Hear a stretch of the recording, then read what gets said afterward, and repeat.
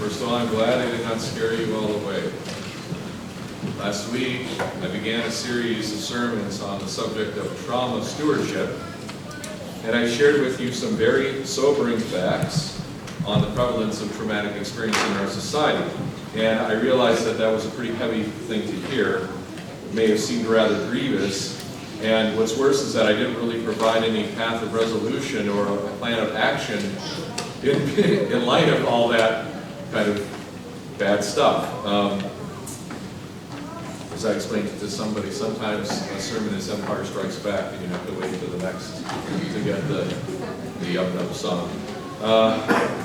Today we're going to start looking at that path of healing more explicitly.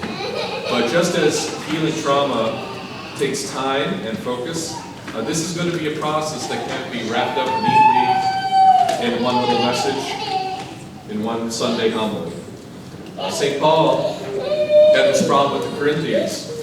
You know, in the 1 Corinthians, he really let them have it with what they were doing wrong and painted some pretty grievous pictures. And so he has to begin 2 Corinthians in the first chapter by saying, I'm sorry.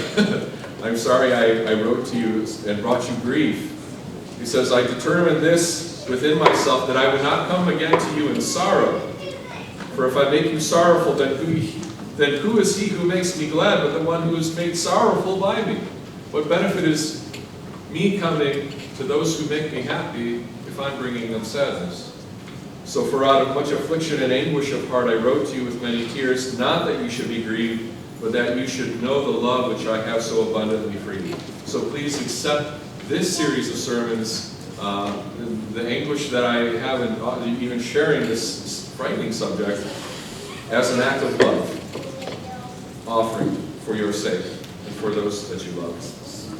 And out of love for those who suffer, let us today launch into the deeps once again and learn what we can about trauma stewardship. The story of the fishermen that we just heard, the calling of the disciples, provides an excellent metaphor for us about what it means to become trauma stewards. What are trauma stewards? And by the way, what I mean by this and the fishermen I have to come back to later. What are trauma stewards? Those who are dedicated to tending to the hardship, pain, and suffering experienced not only by ourselves, but those that we love, by other human beings, and by all living things even. And when we understand it in these terms, we see that trauma stewardship is an indispensable dimension of what it means to be a true Christian disciple. In many ways, it's at the heart of what the Church Fathers' teaching on asceticism and prayer is. It's about the healing of the soul from the tyranny of the thoughts. And traumatic stress and experience is a dysfunction, especially in the memory and in the thoughts. So just as a review, trauma is simply, we could say, an experience of suffering in which there is an element both of horror and helplessness. Because of the irreconcilable nature of the pain, the memories of these experiences can trigger continuing stress that leaves a lasting mark not only on the psyche, but on the body even as well, through a number of health problems. In addition, those who deal with trying to help or heal this kind of suffering, such as the loved ones of those who have things like PTSD, or those who are in medical, psychological, social services, pastoral care, and first responders and emergency providers, often develop what is called secondary traumatic stress, or secondary PTSD even, through the trauma exposure response. That can lead to many of the same symptoms as PTSD, can lead to burnout from those who are helping professions. They lose their ability to maintain their level of energy, compassion, focus, etc.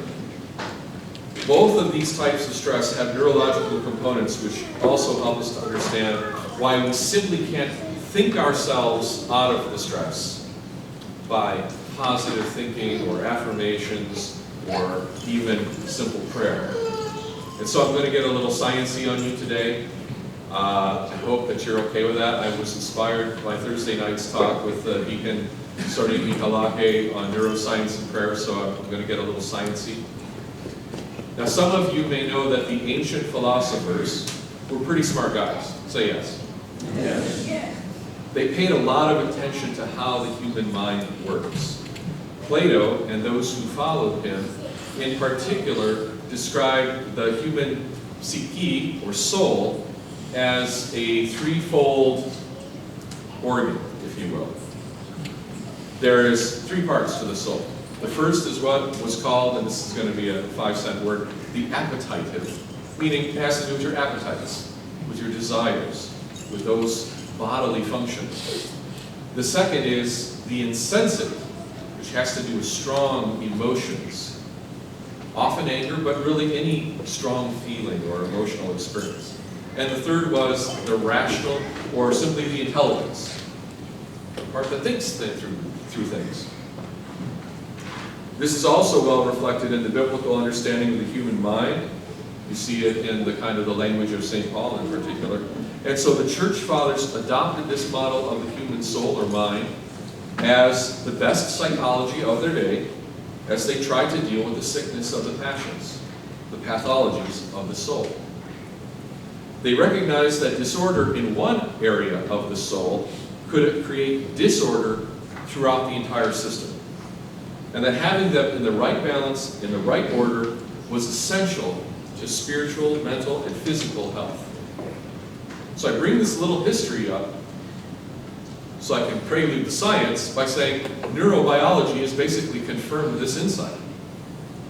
We've had psychiatric theories and things like that. Freud talked about the id, the ego, the superego, things like that. But neurobiology has really shown exactly where in the brain these things are all taking place, and that the brain really is a tripart organ in terms of how it functions. So the base of the brain, you may know this, is the brain stem, deals with those fundamental biological functions. It's the most primitive.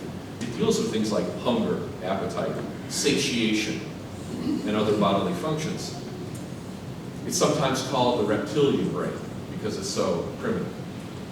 The second section is the limbic system, which handles things like emotions, but more importantly, not just the feelings, but the whole processes in which we live together, by which we bond to other people, by which we live in groups, in communities, and also those aspects that help us in survival, such as our response to danger and to stress and things like that. And that is called the mammalian brain, because we share that, of course, with all the mammals as well. But above all that, the thing that makes human beings the big-headed things that they are is that neocortex, which means the new bark, the new growth, that big white stuff on the very top of your brain that does all the thinking. This deals with the higher order functions such as speech, decision-making, rational thought, but also things that you may take for granted, like your sense of time, your sense of meaning, your sense of the connectedness of events. In humans, it's a very important part. So when a person experiences danger, the brain does its thing. It's well designed. The first thing is that the limbic system reacts to danger through that fight or flight mechanism, right? You're all familiar with that, right? Fight or flight. You've experienced that, I hope, at some point. That happens first. A few milliseconds later, though, a significant delay happens when then the part of your brain up here, your neocortex, the medial prefrontal cortex, which basically is right here in the front of your forehead, does the part that looks it over and says, okay, what's happening? What does it mean? What am I supposed to do with this? How does it connect? Okay? And if neither fight or flight is possible, the last mechanism or instinct that kicks in is the freeze instinct, right? You see animals sometimes do that. They can't figure out what to do, so they just freeze. People do that too. And when that happens, both the limbic system and the neocortex are basically shut down. There's not much brain activity happening there at all. It's all brainstem at that point. Very interesting stuff. You can see it happening. And then when danger is therefore understandable and escapable, such as like a predator you can run away from and get away from, that sense of horror or helplessness does not maintain, okay? It goes away. Your heart rate goes back to normal, and you smile and you brush it off. But what happens when it's not escapable, or it's not reconcilable or understandable? That is when you have that sense of horror and helplessness really take hold. And the brain goes into overdrive, and that stress response begins to fire and fire and fire. Now you can think of that lower 2/3 of the brain as a horse, and that upper part of the brain is the rider. St. Maximus talks about it in terms, like uses the metaphor, we just read it 2 weeks ago in our book study, of like the Israelite who is free, but the bond servants who are not free. So the mind is the free part of the mind that should remain free, but the lower have to remain under some kind of control because they have to serve the upper parts of the mind. But in a traumatic event, the horse is bucking the rider, the servant is rebelling against the master, and the brain, the neocortex part of the brain loses its ability to do its part. Another way of looking at this is to think of the limbic system, especially the amygdala, the little part of your brain, you've probably heard of that, right? The amygdala. Anybody know where? Somewhere in here. That's like your smoke detector. When the fire of danger goes off, that part of your brain starts releasing the stress hormones to say, hey, something's happening, do something, deal with it, right?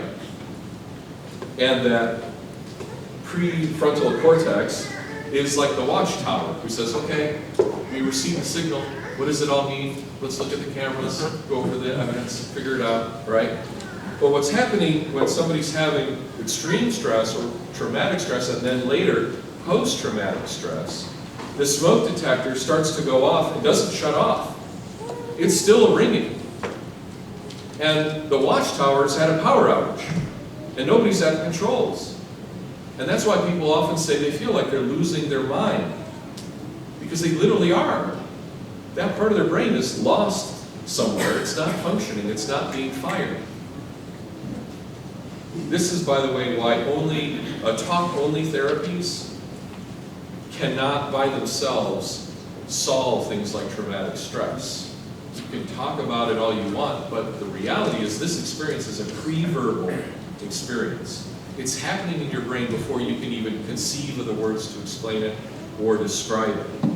And you'll notice that people can either talk about their traumatic experiences, but they do it in a very cold, distant way, or they relive them and they can't utter a word.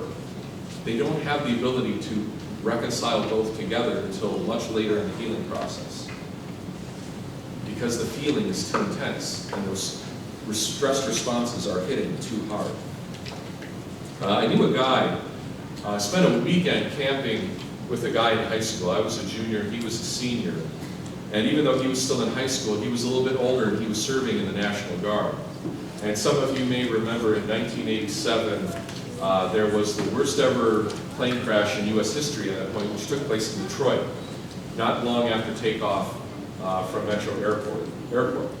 And this poor guy was called up for National Guard duty right after it happened to go and serve as part of the cleanup of that. Never think about that, do you? Who has to clean this stuff up? He had to clean this stuff up. He had to spend like a week with a group of people in the Guard cleaning up the crash site. It was a half-mile of carnage along Middle Belt Road. And so we were on our way back after having this great camp experience, and I think the experience of being out in nature had helped him loosen up some of that experience because he started telling us about it. We're on our way home, and he's just driving, and he's telling us the story. And I'll be honest with you, I can't remember his full name anymore, but I can never forget the look in his eyes as he told us that story. And I can never forget the images that he described to me, which even though I didn't experience them, just hearing them and the detail that he gave them, I will never forget. That's a good example of how that difference of traumatic stress, the one part of the brain versus the other works. You can feel it, or you can talk about it, but you can't do both. It's too much. That brings us today, by the way, to the issue of secondary stress or trauma exposure response. So even if you don't directly experience the trauma, repeated exposure, even to the stories or to the images of other people's experiences can create the same kind of lasting stress. Unfortunately, this is because of a very good part of our brain. There's a very good part of our brain that allows us to have empathy, to have conversation, to dance with one another, to mirror one another. And our brain has a series of neurons called mirror neurons, which when it sees somebody else doing something, even if you're not doing that activity yourself, your brain's neurons that do that will actually fire as well. That's why sometimes people can probably finish your sentence for you, because their brain is already firing along the same thing. When you hear people say, we were on the same wavelength, it's actually probably really accurate, because neurons start firing in harmony with other people. What the human mind is goes far beyond what's just inside the skull. It actually has a social component beyond it. It's an amazing thing. And so when we take on the memories and the experiences of other people, and we begin to empathize, we feel sympathy, we begin to experience some of the same kind of feelings. And we can develop the same kind of stress response. This is why compassion fatigue is a real thing. And it's such a problem for people in the helping professions. We can only carry so much of other people's grief and pain before we ourselves start to suffer the same results of it. So how do you know if you might have some form of either PTSD or secondary PTSD, or that you simply are struggling with some type of traumatic stress? Remember, PTSD is a diagnosis, but not everybody necessarily goes to the full point where they would say, I have a disorder. They might simply have, I'm just suffering from traumatic stress after the fact. I'm just suffering from my memory and from my experiences. I think most of us are on that spectrum somewhere in our life. We've had some experience that has shaken us. Well, we know the classic examples of the symptoms of PTSD, right? Outbursts of anger, numbing, dissociative moments, a higher rate for addiction, depression, severe depression, higher rates of suicide, as I mentioned last week. But other symptoms might be more subtle, and because of that, we might not recognize them, and they might go completely untreated or unaddressed. For example, consistent feelings of hopelessness or helplessness. Sense of frustration at not having been able to do more about a situation. Feeling guilt, feeling afraid. Being hypervigilant, always catastrophizing, expecting the worst. Minimizing, trying to pretend things don't bother us. Having chronic exhaustion, being sick all the time. Deliberately avoiding certain people or situations. A sense of persecution, anger, cynicism, grandiosity. I should have been able to do this. Why can't I overcome this? Post-traumatic stress can cause all of these things. It can also, and this is a real subtle one, creates a diminished capacity for creativity or the ability to embrace complexity. Why does that happen? Because when your brain is overloaded with stress hormones, its ability to be neuroplasticity is shut down. It can't take in new data, and it can't create new information. It can't create new solutions. It's locked in this repeating cycle of memory and pain. So if we find ourselves, I just don't have any ideas, I just don't know what to do, I just don't feel anything, I just don't like what I'm doing anymore, it's not working for me, whatever. These are examples. It might be time to address the stress. All of these, by the way, are great examples of what the Holy Fathers call intrusive thoughts, logismi. And these are considered the precursors of passions. Passions being pathologies of the soul.